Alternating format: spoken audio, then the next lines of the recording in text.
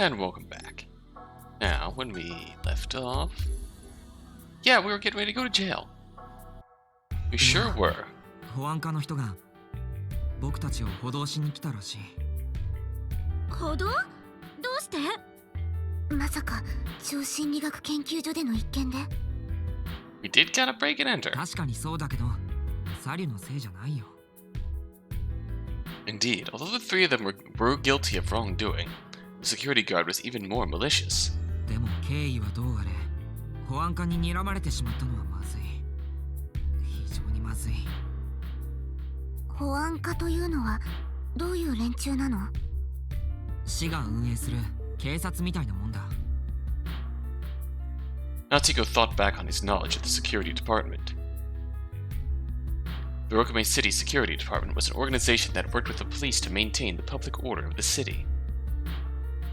They were founded in 2016 based on the privilege of a government-designated top-secret city to mobilize a self-governed police force. They were a large organization consisting of 8 officials, 32 sections, and 400 men, given just about the same privileges as the police. For example, they had the authority to inspect the city security camera footage and citizen database, the authority to carry extendable batons, as well as the authority to patrol, interrogate, and detain and take people into custody. Naturally, they didn't have the authority to possess handguns or to make arrests, but in exchange, their footwork was light, and they were able to intervene in civil affairs. Small fights, acts of discrimination against communicators, misdemeanors, and petty disputes were often reported more to the security department rather than the police. And naturally, those taken into custody by the security department were often handed over to the police. やばいな。とっさに嘘ついてごまかしたけど、補導されたらややこしいことになりそうだぞ。だね。そんなのに関わっている場合じゃないのに。Even though the security department member said he'd leave for today, they could still sense his presence outside the door. Perhaps he was waiting for Natsuhiko to get back. Possibly he was starting to make the connection that the housekeeper was Natsuhiko himself. The 4 children sank into silence for a while, and eventually Mashiro muttered. 逃げようかな、私。逃げるだって？だって補導されて警察にでも引き渡されたらテロリストを探せないじゃん。第一、私家に帰ることもできないし、窓からちょっと逃げるしかないよ。おい、真白、さすがにそれは。まあ、もちろん私一人で行くよ。夏彦たちはあのドアさえ開けなければいいからね。But then that would isolate Mashiro again, and she'd seen the terrorist's face. With the off chance that something did happen, there'd be no taking it back. Want to at least see her off to her house, but as that thought crossed his mind, Natsuhiko looked at Yuri. The girl who could not leave the house noticed his glance and spoke.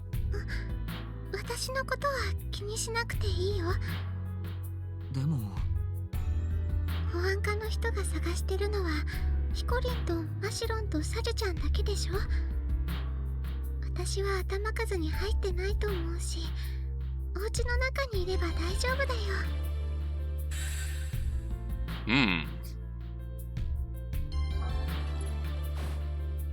Natsuhiko was quite hesitant. They left the house just once. The security department could catch them easily, and who knows when they'd be able to return.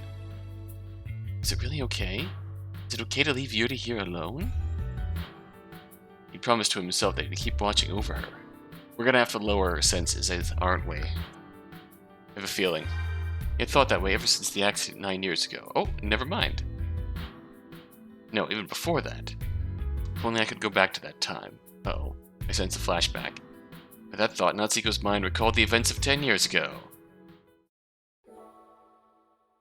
After Natsuhiko had heard Yuri's parents quarreling at home, Natsuhiko worried about Yuri and went to the park every day to see her. 3 days passed with no sign of her. So on the 4th day, he made up his mind and headed to her house once more. Yuri was standing all alone in front of her house. A horribly sad look on her face. Yuri? Her face shined like the sun as soon as she heard that voice. あ、夏彦くん。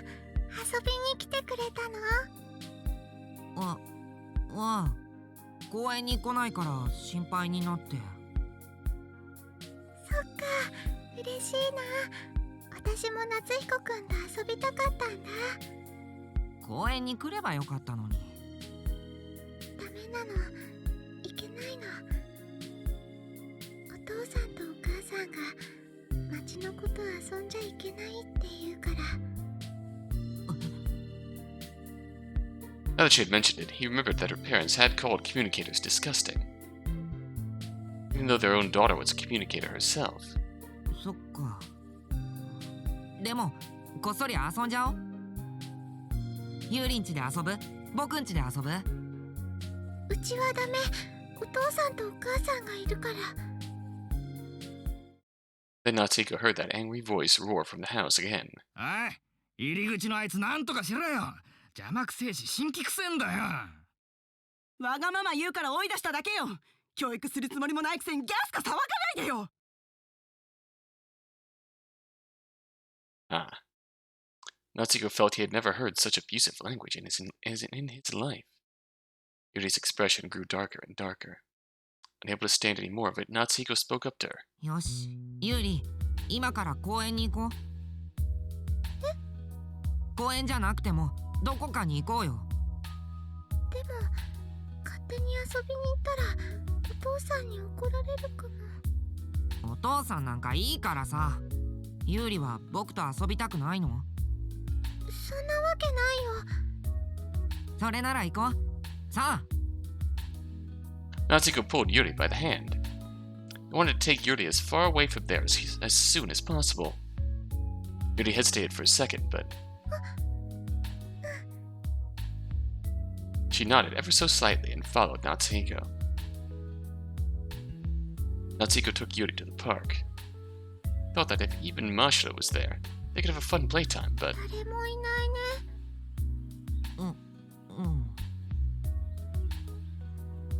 unfortunately nobody was around that day. Perhaps everyone was at that secret base in the outskirts of town. まあいいや。二人で遊ぼうよ。何して遊ぶ？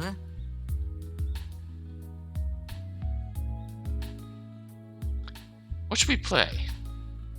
今日はご本持ってきてないからお散歩でもしない？うん。ユーリがそれでいいなら。Two of them took an aimless stroll around the park. 楽しい？楽しいよ。夏彦くんと一緒にいるもの。Oh, それならいいけど。他の友達もいればもっといろんな遊びができるんだけどな。他の友達って？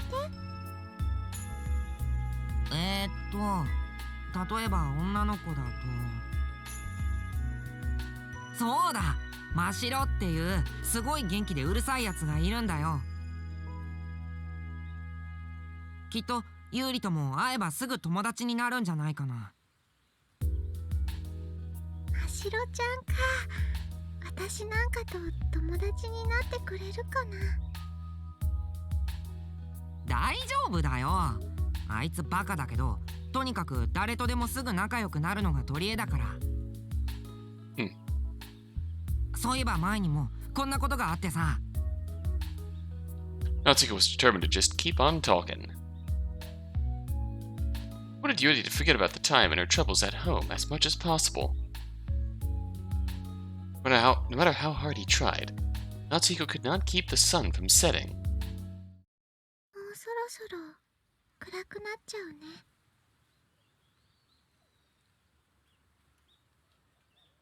Yuri sighed as she looked at the setting sun.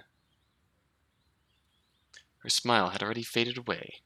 私帰らなくちゃ。帰るの？あんまり遅くなるとお父さんが怒るから。じゃあね、夏彦くん。また遊んでね。She doesn't look happy. With that farewell, Yuri slowly walked away. She shrank as if in a silent cry for help. 待って、ユーリ。Without thinking, Natsuhiko raised his voice. ユーリ、帰りたくないんだろ？そんなことないよ。お父さんたちだってきっと心配するし。お父さんとかお母さんとかそんなことはいいんだ。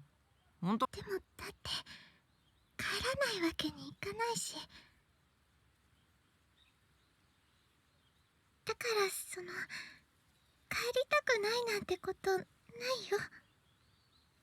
そんなの嘘だよ。あんな家に帰りたいわけないもん。Yuri's face cramped. Natsuhiko's heart hurt. Felt like he would regret it if he let her go home then and there. ユーリ、お願いだから本当のことを言って。いつも怒鳴り声ばっかり聞こえるあの家に本当に帰りたいのか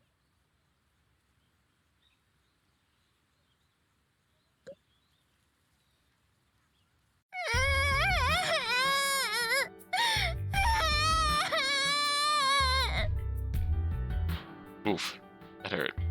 Finally, the dam broke and Yuri's tears came pouring out. 帰りたくないよ。夏彦くんと一緒にいたいよ。 She fell into Natsuhiko's chest and cried out for help. お話ししても無視するお母さんなんか嫌い。どこにいても邪魔だっていうお父さんなんか嫌い。私の何が悪いのか教えてくれないお父さんもお母さんも大嫌い。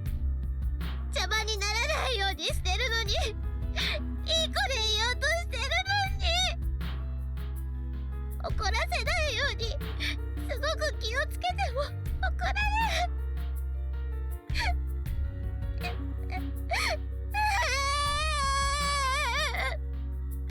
助けて、夏彦くん。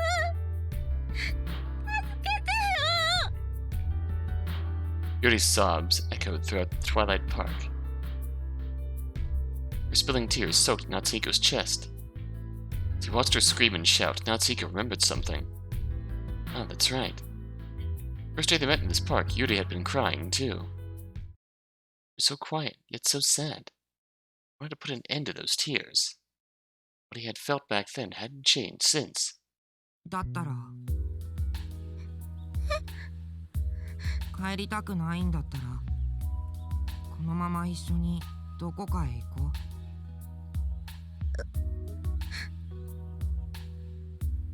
う。Natsuhiko gripped Yuri's hand. Yuri said nothing. Her face was soaked with tears. He couldn't tell what she was thinking.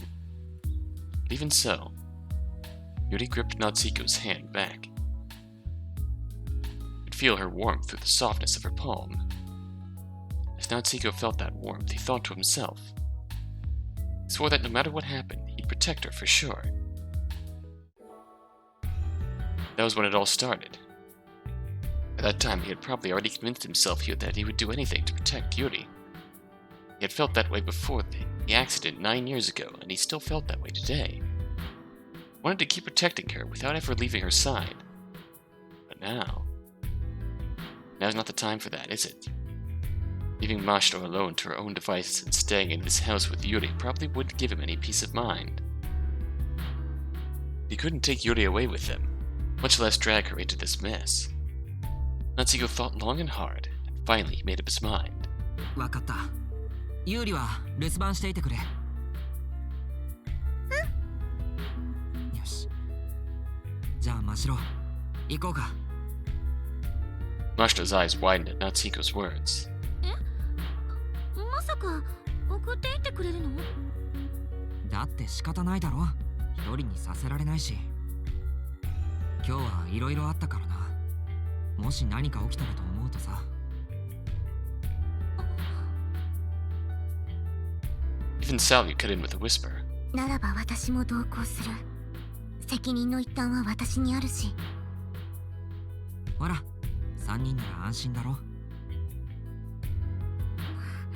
なんか悪いな。でも、ありがとう。Natsuhiko responded to her with a smile. 一応 PDA は置いてくか？ GPS 機能で追跡されたりしそうだし。そうだね。明日取りに来よう。財布など最低限のものだけ持っていくべき。Sally held Alice in her arms as she spoke. Three of them placed their PDAs on the table and raised the TV volume. They did so in order to cover up the tracks of their escape as much as they could. それじゃあ僕らは行くけど、ユーリ、本当に大丈夫か？ Yuri smiled and replied to Natsuhiko's question. ねえヒコリン、そんなに私のことを気にしないで。テロリストから町を守るためヒコリンは行くんでしょ？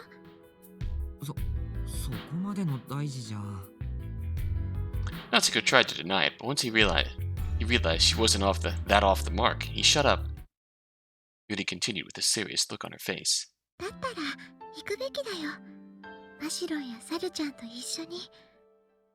きっとヒコリンは今昔のヒコリンに戻ろうとしてるんだよ。正義感が強かったあの頃にさ。 Is it time for our 10 p.m. watch smashing? そうかな。そうだよ。でも9年前と同じことを繰り返しちゃダメだよ。 Feels like it, even though the scene hasn't changed. そうして過去を乗り越えて。ヒコリンならできるはずだから。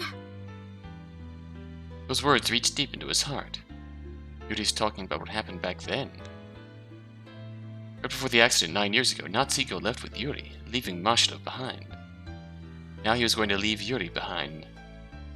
Yuri didn't stop him. In fact, she was telling him to go. Telling him to overcome the past. 分かったよ、ユーリ。 Natsuhiko quietly nodded. だけど、ちょっと出てくるだけだ。できるだけ早く戻ってくるから。私は行けないけど、この家でみんなの帰りを待ってるよ。 Natsuhiko exchanged a smile with Yuri before speaking to Mashiro and Salio. それじゃ行こう、二人とも。了解。 With that exchange, they opened the window and escaped as inconspicuously as possible. Once they shut the window, Yuri gave them a word of parting. 気をつけてね、みんな。 Natsuhiko nodded, and the three of them left. The sound of the TV that was left on leaked through the room and eventually faded into the distance. とりあえず私の家に行こう。隠れ場所を確保したいし。 In accordance with that suggestion, the three of them headed to Mashiro's house. The Toba residence was quite nearby. No more than 3 minutes if you ran. Once they got close, あれ？待って二人とも。 Natsuhiko and Sally stopped at Mashiro's command. どうした、マシロ？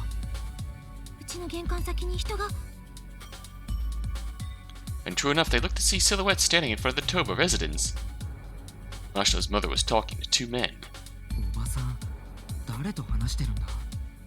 Ah, so they weren't singling out Natsuhiko, they were going to everyone. They hid themselves and strained their ears in the conversation between Mashiro's mother and the 2 men. お宅の娘さんが超心理学研究所に忍び込み、警備員に怪我を負わせましてね。The 3 kids gasped at the conversation. Security department. Security department had apparently already gotten there. Mashiro's mother spoke in surprise. そんな、うちの子が。そんなわけがありません。しかしですね、監視カメラの映像も残っていますし、間違いないんですよ。こちらで娘さんの帰りを待たせていただいてもよろしいですか？そんな困ります。大体この時間にあなた方こそお帰りください。まずいな、おばさん押されてるぞ。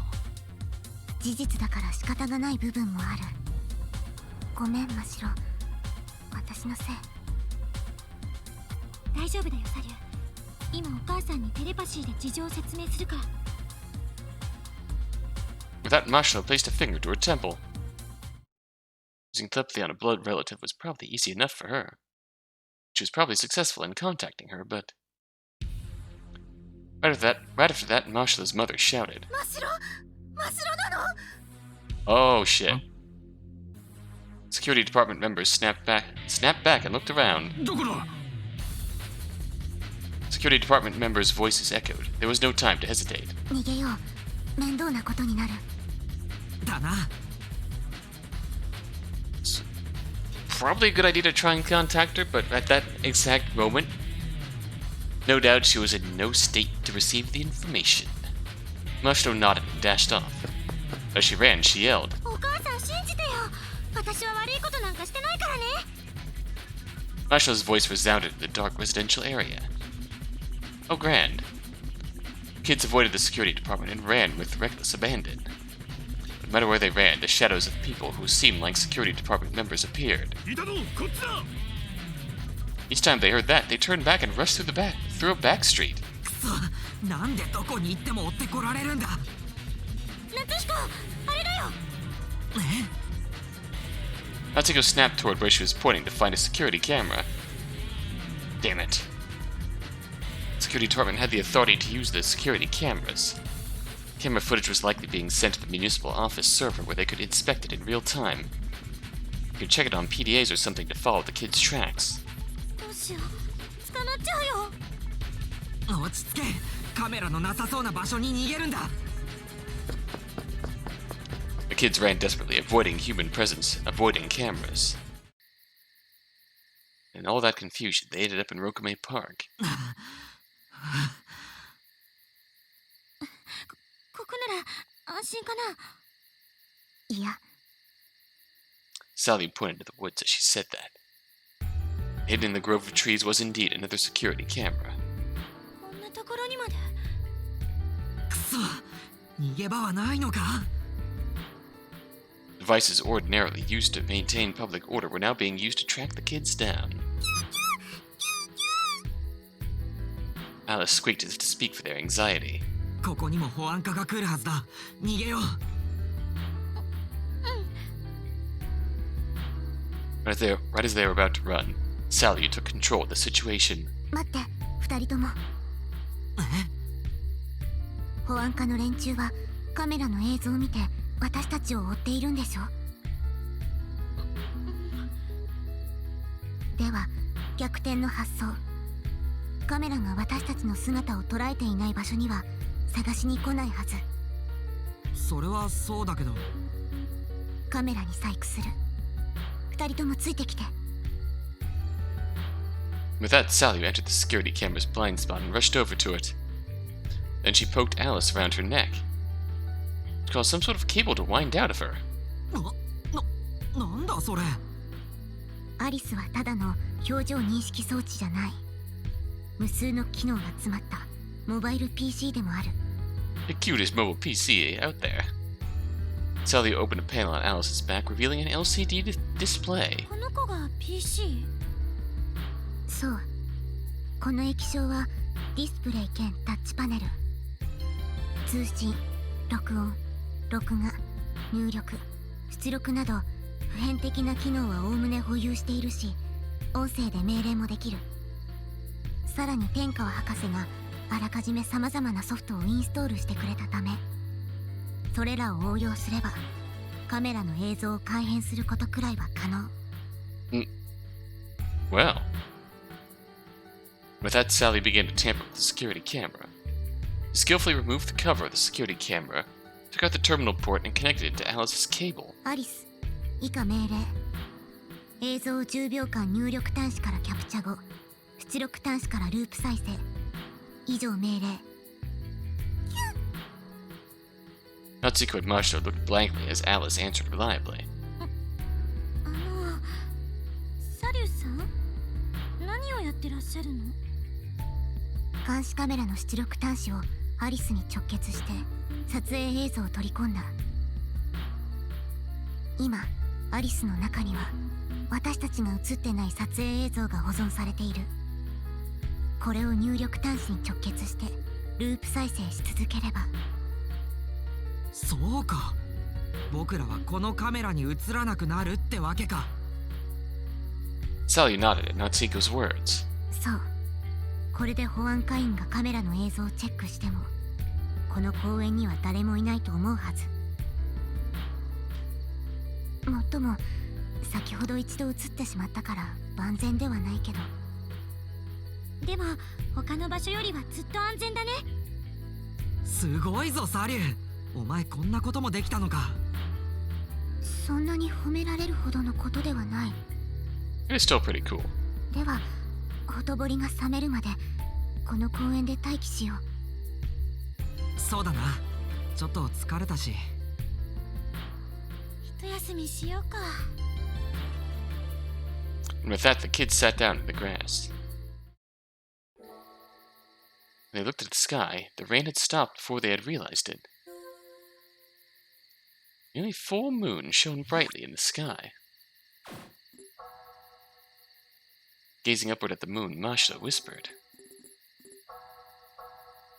それにしてもまさかこんなことになるなんてね。私も予想外だった。保安課とやらはまるで警察のよう。行動も早い。ああ。 Natsuhiko looked at Mashito as he answered her. She looked somewhat depressed. It's understandable. I mean, they did blockade her house and all. No time at all they had lost 2 places of refuge. It was probably a huge shock that even her family got dragged into this mess. Mashito was, after all, a girl. But how strong she was, there were times when she showed weakness. There were times when we all show weakness, Natsuhiko. But as Natsuhiko pondered all of that, Mashito just chuckled beside him.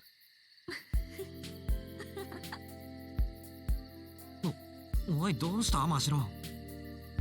月に何らかの笑いの要素が。いやいや、なんか懐かしくなっちゃってね。懐かしい。ねえ夏彦、覚えてない？昔もこんなことあったでしょ。人に追われて夜の街を逃げてさ。あ、それってシリウス脱出計画のことか。Eh? That reminded Natsuhiko. It did indeed happen. 何の話？いや、昔こんなことがあってね。Natsuhiko recounted his memory of the past to Salio. 10年くらい前かな。この公園で僕ら子供たちだけで犬を飼っていたことがあったんだよ。犬？うん、シリウスっていう名前の可愛い犬。アリスより可愛い？多分同じくらいかな。Natsuhiko smiled wryly before continuing. でもシリウスは僕らにとっては飼い犬でも世間から見ればただの野良犬だったからさ。ある日保健所の野犬駆除に巻き込まれそうになったんだ。それでどうしたの？それじゃシリウスがかわいそうだって僕と真白で話してシリウスを助ける作戦を実行したんだよ。作戦？ As she asked that question, Natsuhiko's heart relived the memory of the night. When Natsuhiko and Mashito heard about the rumored stray dog hunt from Yuri, they rushed to find a way to save Sirius. They couldn't find anyone who would adopt him, and 2 days passed. 友達んちもみんな全滅だね。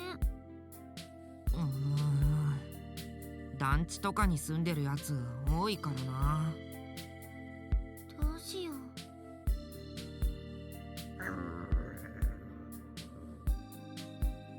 I agree. Natsuhiko and Mashito hung their heads. There's nowhere in this town for Sirius to stay. Evil Healthcare Center would likely get their sinister hands on Sirius eventually.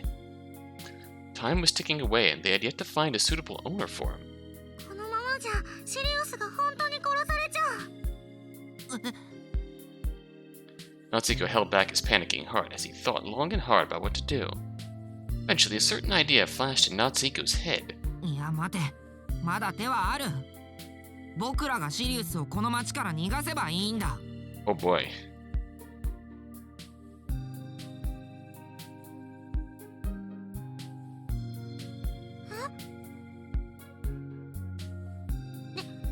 でも町の周りにはフェンスがあるよ。Rokumei City was surrounded by a perimeter fence in order to increase public safety. In case you've forgotten by now. No man or dog could slip past the barricade. But だってこのままじゃシリウスが死んじゃうんだぞ。だったら町の外まで逃がすしかないじゃんか。でも町から勝手に出たら捕まっちゃうよ。お父さんが言ってたもん、牢屋に入れられるって。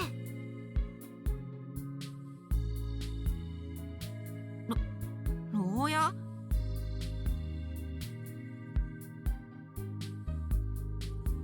？Natsuhiko flinched at the sound of that word, but still. 何言ってんだよマシロ。捕まるくらいなんだ。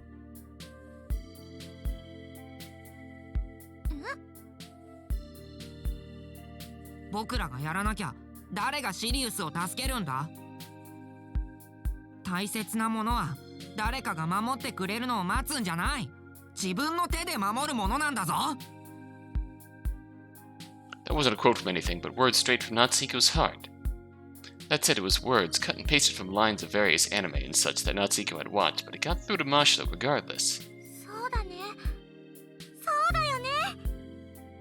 It really is a reverse of Mashiro in the present, and formerly Natsuhiko in the present. Mashiro took Natsuhiko by the hand as she spoke. 逃がそう夏彦。シリウスは私たちの手で。ようやく分かってくれたかマシロ。でもどうやって逃がすの？ちゃんと考えてあるさ。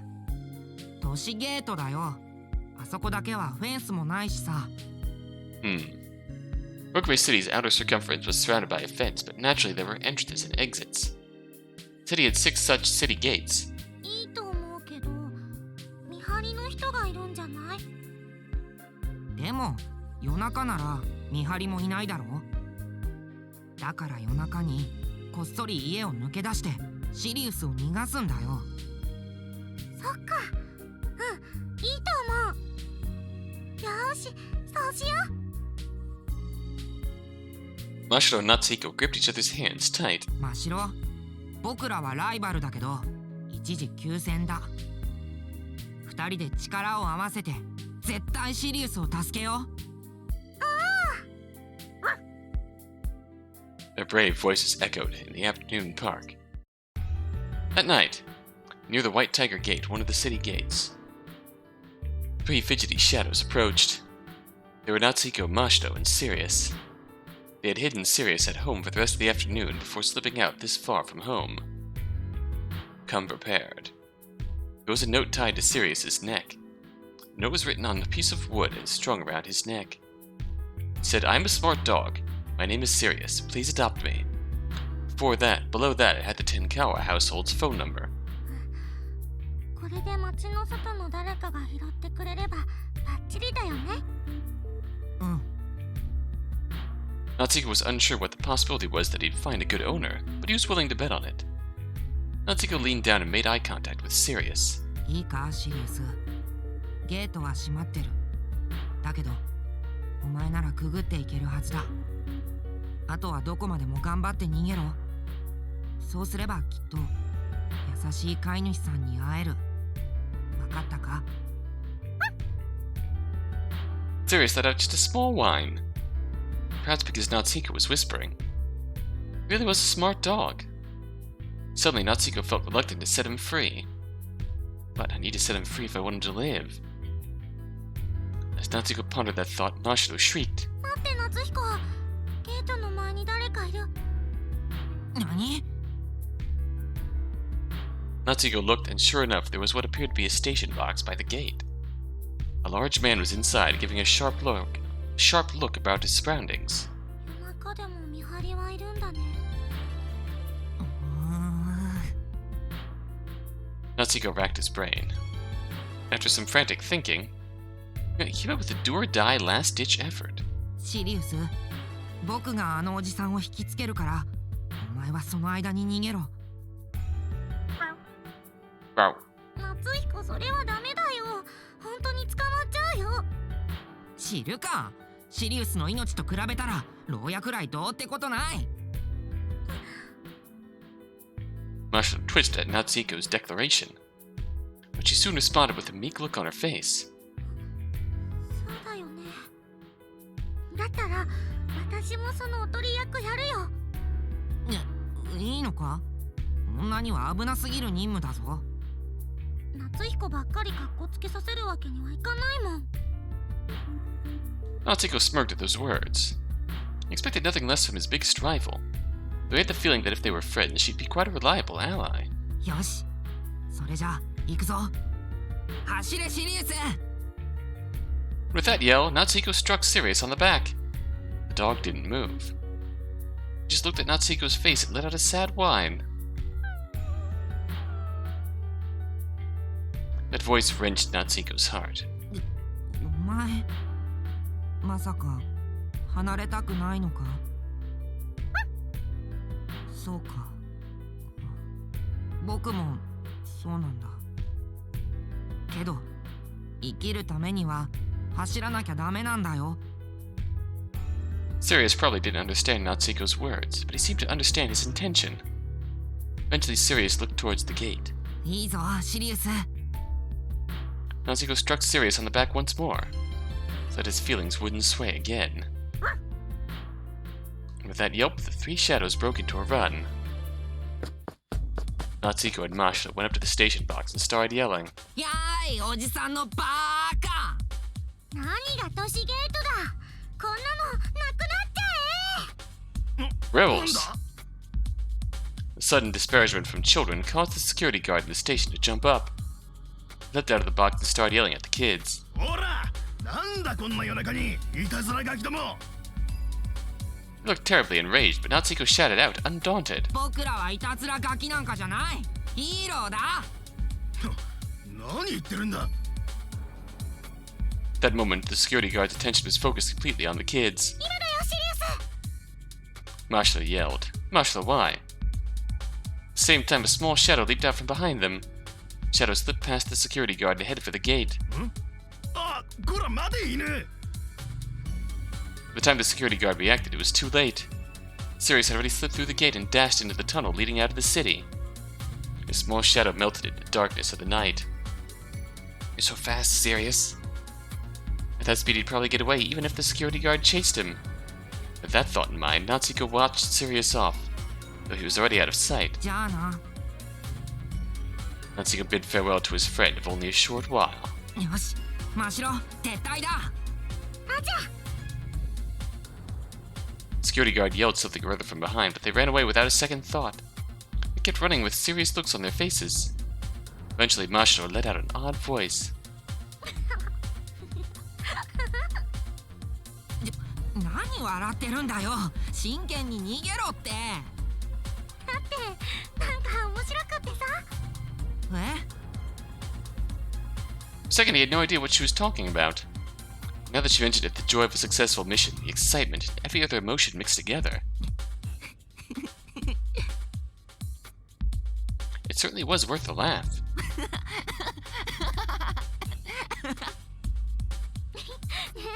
なんかおかしいでしょ。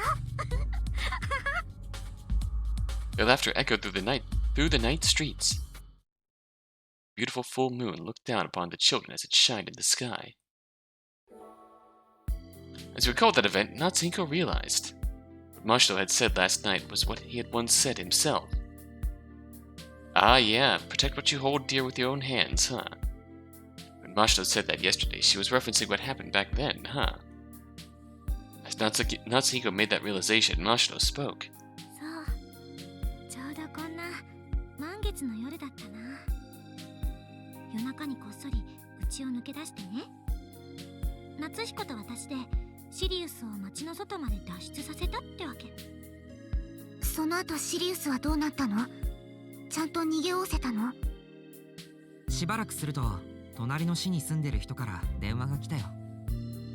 シリウスちゃんは今私の家で飼われていますってね。や After hearing the story, Salvio spoke up honestly. えらい。夏彦たちは命を救ったのね。でしょう。Ashla smiled triumphantly. Natsuhiko looked back fondly on that moment as well. でもその後大人たちに怒られそうになってさ。僕らとしては怒られたくないから逃げ出してね。夜の街走り回ったんだよね。あの時に状況ちょっと似てるなって。 But just a touch more serious. But hearing the story, Sally looked up to the moon and whispered. それすごくいい思い出だと思う。ああ、僕もそう思うよ。Natsuhiko worked earnestly back then for the righteous cause of saving Sirius. He didn't stop to think too hard about the details. He just tackled the danger with reckless abandon and succeeded. So I'll just do that again this time. That thought in mind, Natsuhiko spoke to Mashiro, who was sitting beside him. なあ、マシロ。今日は散々だな。保安課に睨まれて帰るのも難しくなっちゃったな。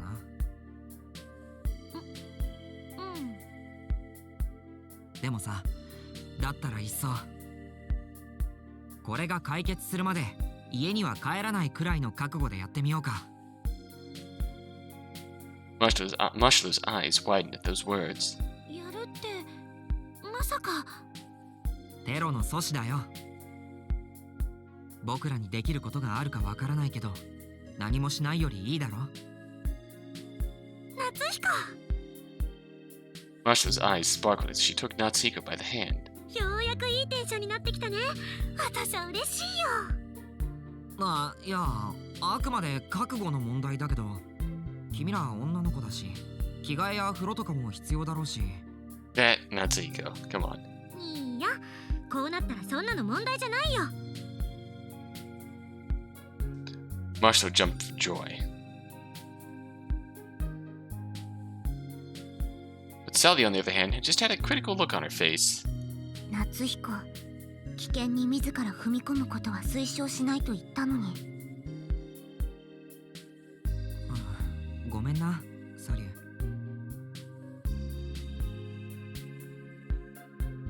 ー。Yeah, pouty face. Sally glared at Natsuhiko for a while before eventually muttering in resignation.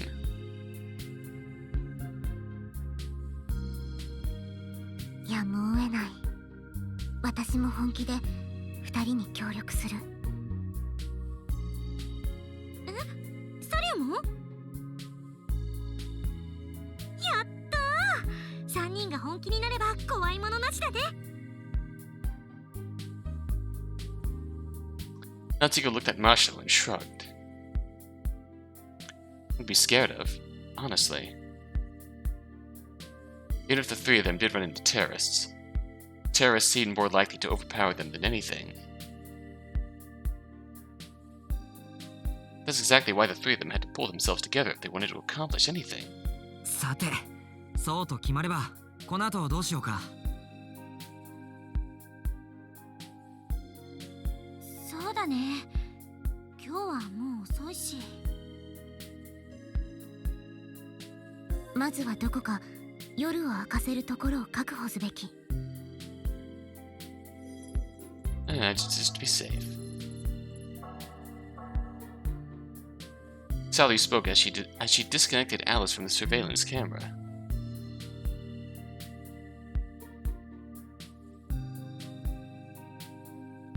She put away the cable and displayed into Alice's back, returning her to a more stuffed animal shape as she continued.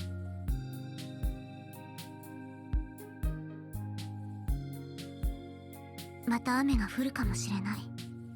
そうなると厄介だな。じゃあとりあえず町の方に行こ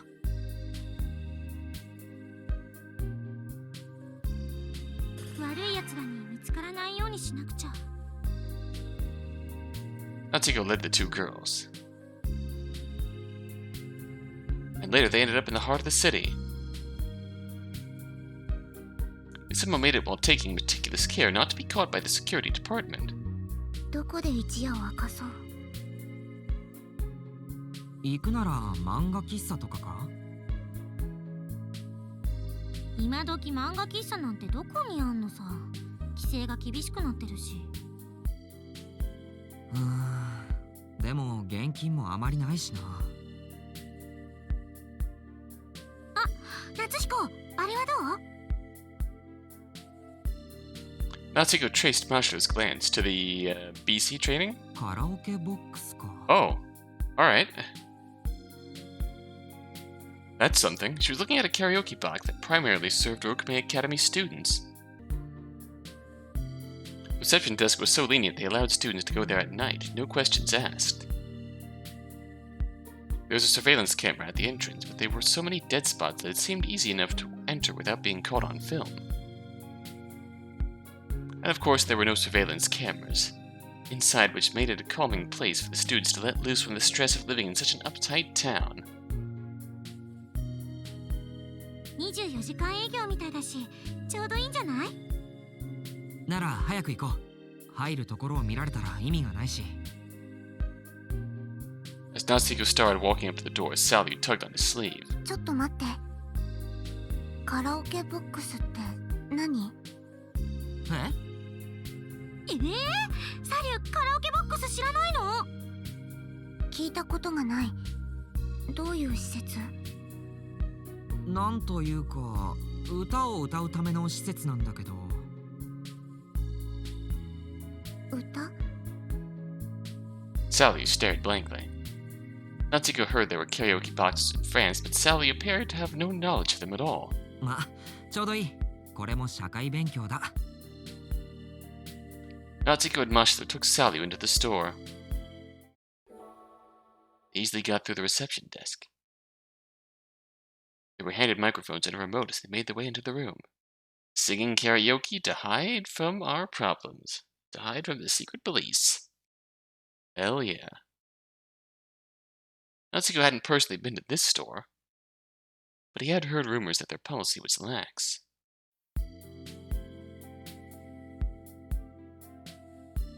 The room was an old-fashioned style that had been in use for over 20 years. It was safe, and that was all that mattered. For one final check to make sure there were no surveillance cameras, the kids stretched wide. やれやれ。逃亡者の気分だな。サリは大丈夫？疲れてない？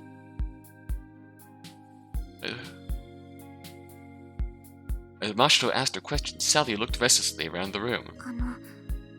夏彦、どうやって歌うの？え？サリュー、もしかして歌いたいのか？うん、興味深い。歌ってるような状況でもないんだけどな。He was thinking it'd be better for them to sleep and let their bodies rest. いいじゃない夏彦。サリもきっと今日はいろいろあって不安やストレスが溜まってるんだよ。お前はサリュに甘いな。Mashito had a point. Natsuhiko reconsidered and spoke again. じゃあサリュ、まずは歌いたい歌をそのリモコンで入力するんだ。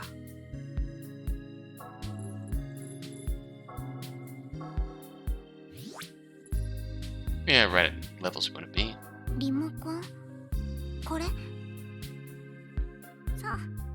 それをこう操作して曲のリストを出してね。Much less complicated choices in this round. Naturally, given the much less stressful situations we've been in so far. こう？ Under Mashito's guidance, Sally used the remote to bring up a list of songs. Generally, it's just keep your senses high, or else you will die. Mashito's helpful even at times like these, huh? Even though she must have been worried, she still took care of Sally. Although this might be a point shared between Mashito and Sally.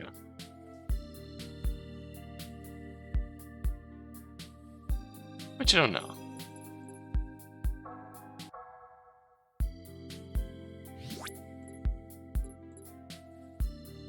Just to see.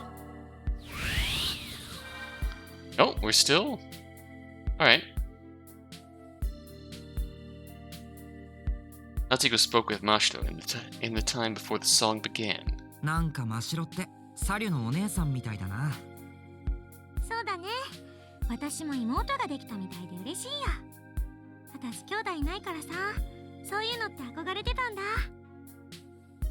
In any case, it was a pleasant sight for Natsuhiko to see the two get along. After a short while, the three of them sang songs in turn.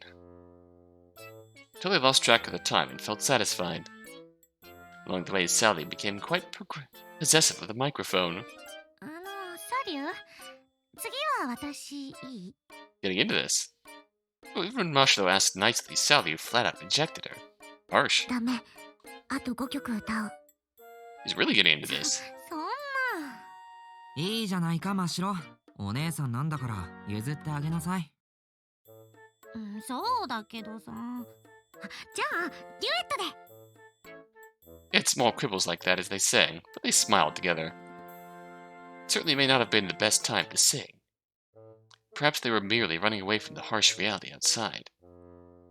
It was an unmistakable truth that the three of them enjoyed the time they had together.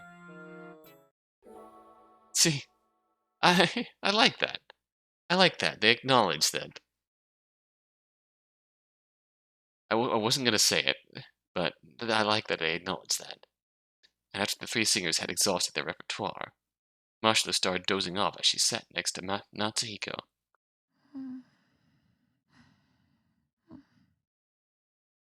Sally stopped singing and spoke up. 真っ白、寝たの？ああ、疲れてたんだろうな。私に付き合って、無理して歌っていたのかもしれない。そんなことないだろう。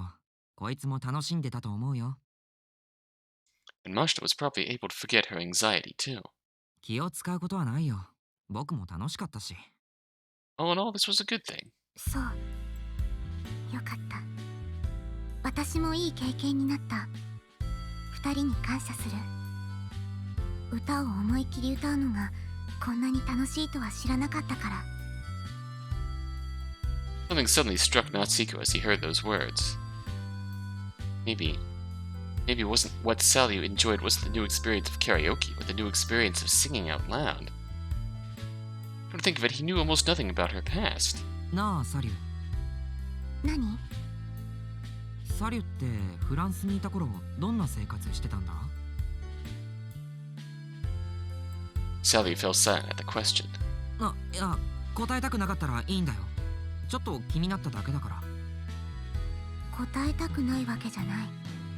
聞きたいなら話す。もっとも、あまり面白い話ではないけど。With that self-derisive statement, Sally quietly began to speak. 私が生まれたのはフランスの片田舎にある大きな屋敷。その中に閉じ込められるようにして私は育った。え？やっぱサリュってお嬢様だったのか？わからないけどそうなのかもしれない。私の両親は確かフランスで原子力関連の企業を経営しているらしい。そこで私は何不自由のない生活をしていた。たくさんの教育係に囲まれ、あらゆる分野の教育を受けて。あらゆる分野って？科学を中心としたさまざまな学問、英語、日本語、中国語など15種の外語、 Wow. 工学などの技術、ピアノや絵画といった芸術の類、果ては機械体操や護身術まで。 Engineering skills. Natsuhiko was shocked. He did think she was an extraordinarily gifted girl, but he didn't expect it to that degree. What would happen if she didn't really show an aptitude for that stuff? 私は乾いた砂のようにそれらの知識を吸収した。増えていく知識と習熟していく技術が私の存在証明。思い出。外で遊んだりとかは？近所の友達とかと？そんなことはまるでなかった。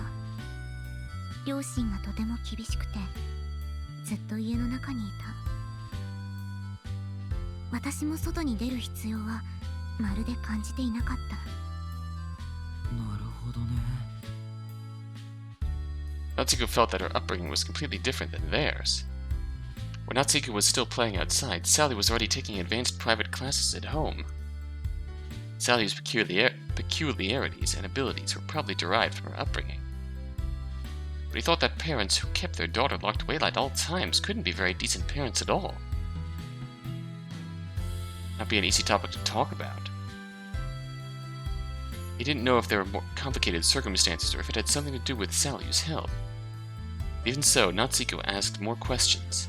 でも今は外に出てるみたいだけど、両親の考えが変わったのか？そういうわけじゃない。天川博士に連れ出された。は？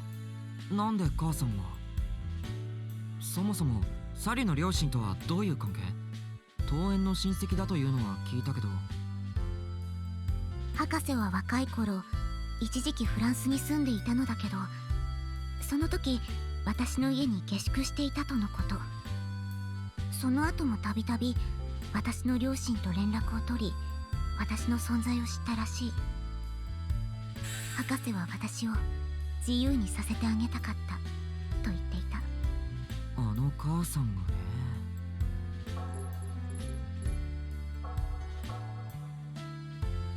It's hard to believe that so suddenly, but Sally didn't seem to be lying at all. 博士は両親を説得し、日本へ留学することを認めさせた。だからこんな中途半端な時期に急に転校してきたのか。Sally nodded lightly. 家を出るのは少し怖かった。い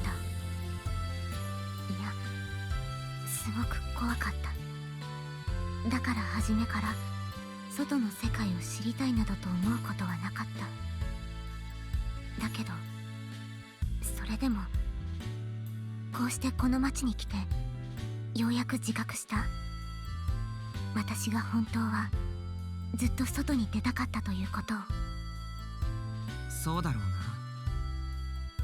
うな。 Natsuhiko remembered another girl who was waiting at home and could not leave. Sally spoke in a depressed tone. もっとも怖いのは相変わらず。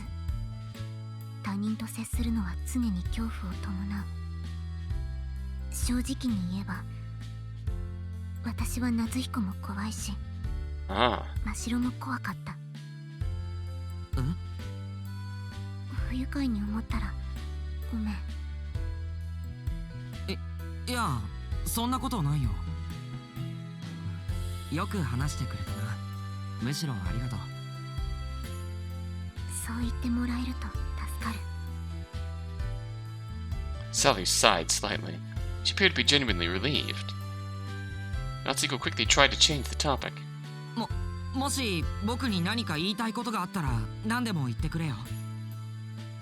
うん。実は夏彦は特に怖かった。え？出会った当初、夏彦に邪険にされてた頃、自分の何が悪いのか考えたけど分からなくて悲しかった。会話が噛み合わないことも多く、不安になることが多かった。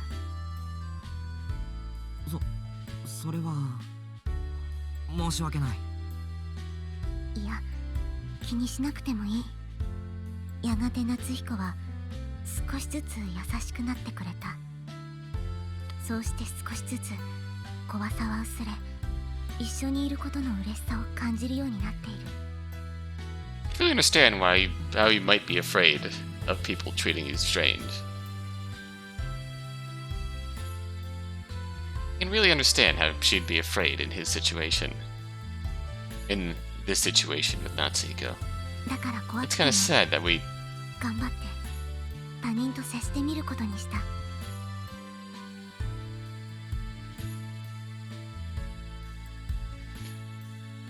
Well, it's scary to let people in. You might not be the only one who's scared in a situation. You close yourself off, and that might come off badly to people around you. Essentially. Natsuhiko looked Sally in the face long and hard. Every earnest word touched his heart. サリュー、お前なんというか偉いな。いや、自分だけで至った考えではない。昼間聞いた夏彦の話がその後押しをしてくれた。え？他人の心は分からなくてもいい。そう聞いて本当に気持ちが楽になった。あ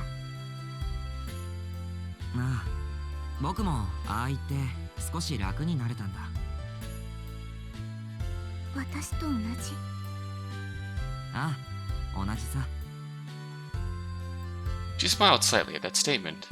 この町に来てから本当にいろいろなことが起こる。家の中では学べないことも多い。僕から学んでいただけるなんて光栄だな。うん。でも少し弊害もある。弊害？そう。夏彦たちと一緒にいる楽しさを知ったがゆえの弊害。Sally cast her head down in shame. Faint shadow cast over her stiff expression. 聖火にいる間、両親や教育係とは最低限の会話しかしなかった。だから怖さも楽しさも感じることもなかった。 And now in a strange, different country, you've seen both. でもこの町に来てから自分の過去を振り返ると思い出と呼べるものが何もないことが分かった。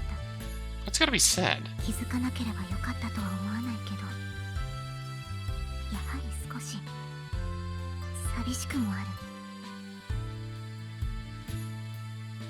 Sally's expression indeed looks sad. And so Natsuhiko spoke up without thinking. 何言ってんだよ、サリュー。思い出なんてこれから山ほど作ればいいじゃないか。真っ白やユーリもいるし、一応僕もいるしさ。友達たくさんできたろ。だから何も心配することなんかないよ。 Sally looked up and made direct eye contact with Natsuhiko. 夏彦は少し楽観主義。悪かったな。根がそうなんだろ。だと思う。だけどそのせいかあなたの言葉はしばしば私の心を軽くする。改めて言う。ありがとう、夏彦。 Sally smiled sweetly. Oh. Natsuhiko was shocked. The first time he had seen Sally truly smile like that. So unexpectedly cute. Rather, it was exactly as cute as he expected. あ、まあなんだ。 As Natsuhiko stammered, Alice let out a voice he hadn't heard before. Uh-oh. Sally's face stiffened that very moment. She looked as if she could not believe what she had heard from Alice. どうしたんだ。いや、 Sally looked at Natsuhiko, her face beat red. 夏彦、今何を考えた？別に。 May as well be honest. 本当に？ I'm just imagining her sliding over and just staring Natsuhiko directly in the face. 本当に。 When the perspective changed like that. Silence filled the room. But it wasn't an uncomfortable silence at all. If the silence keeps going, it's gonna get awkward real quick. The flustered Natsuhiko quickly tried to change the subject. 何しろあれだ。サリはこの町に来てよかったってことだな。まあ。 Sally looked as if she was caught off guard for a second. Then she took a deep breath and returned to her usual poker face. もちろん来たことについては後悔していない。六名学園に入ったことも天川家に住むようになったことも。そうか。でもそういえばどうしてうちに住むことになったんだ？理由の一つは私には他に住むところがないということ。 That is fair. And it was at Miyoko's invitation, so makes perfect sense. Okay, I think it's time for us to put this to rest. That was a really charming scene. I'm not gonna lie, after everything going through after and coming back here, Sally is a really endearing character, and I really appreciate that. She's grown on me a ton. Can't believe they made actual episode banners for these BOBO episodes. Gotta keep our guards up, and be careful not to get caught by the bad guys. Kirara has extraordinary power as a psychic. When you consider her powerlessness as an elementary schooler when she's not transformed into beyond Kami, her power has become an easily exploitable double-edged sword. Once Yeti warns her of this, Kirara shuts away her small desire to show off her true identity. Official Guidebook. Natsuhiko Sally and Mashiro were tagged by the security department under false charges and become unable to move around in public. Regardless, Mashiro was calm enough to quote the BOBO line, Need to be careful not to get caught by the bad guys. That's just... I mean... That's gotta be the only thing you've watched when that's the only time that a line as generic as that came up. She had the conviction that, and if what she was doing wasn't safe, it wasn't the wrong thing to do, and she had reliable sympathizers on her side. Just like Kirara in Yeti's absence, she would later come to anguish over whether or not she was doing the right thing. This is definitely the Mashiro character arc, following these BOBO episode commentaries. Security Department, yes. Quasi police force founded in 2016 based on the privilege of a government designated top security to mobilize a self-governed police force. Cooperate with the police to maintain public order and have the authority to inspect the city surveillance cameras and databases. That's all dialogue we were told in game. That's not new. 2016 was an important year where the Japanese government had to tackle all BC-related issues, such as the enactment of BC law and the legislation of government-designated top-secret cities. Considering how those cities' security departments were formed as a result of those efforts, many consider them to be organizations tasked with the suppression of BC-related crimes, even though they are not explicitly designated as such in any official text. So they essentially became police forces out of necessity. And then they just kind of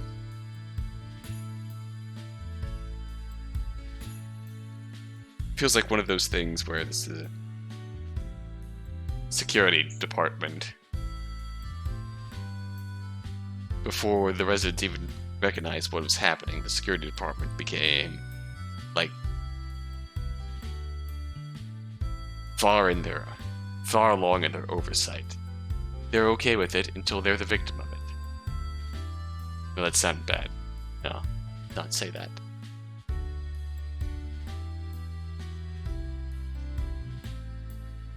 It's one of those things that you don't realize how much power they have and how far they're willing to go to use it until they use it on you. I think that sounds better. Because yeah, really, we've been seeing those security cameras all game. And just like, oh yeah, sure, it keeps us safe. And then now suddenly, they're like, oh fuck, we're not safe. We have false charges on us now.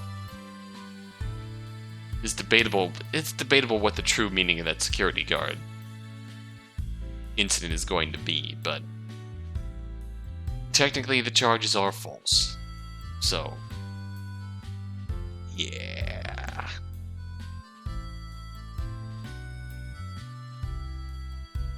We'll see what happens. For now, we're on the run. We should be close to the end of the day, which means hopefully another Labo episode? I don't know how we're gonna get our 4 a.m. Watch smashing now that we left Yuri behind. We've definitely broken out of that cycle. We'll see what happens next time. Until then.